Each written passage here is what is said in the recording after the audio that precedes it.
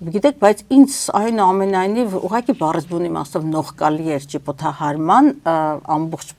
բովանդակությունը եւ կոնտեքստը, որտեղ դա մահմեդական աշխարհին բնորոշ, միջնադարյան խավարին բնորոշ, ինկվիզիցիային բնորոշ մի ձեռագիր էր եւ հանկարծ այդ մտքի թռիչքն ու սլացքն է ունենում մի մարդ, որը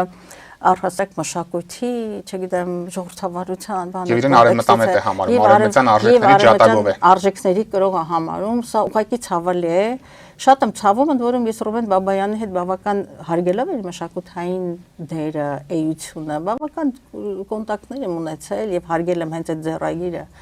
բայց ցավոք սրտի հիմա չեմ կարող այդպես խոսել եւ ես ուղղակի սա մի ցուցիչ է նաև այլ մշակույթի գործիչներին, որ երբեմն մտավորականներին կամ գրական միջավայրի մարդկանց, որ երբեմն այո, մենք ապրում ենք մի իրականության մեջ, որ նույնիսկ լռությունն է դավաճանություն, բայց չգիտես ինչ խորհուրդ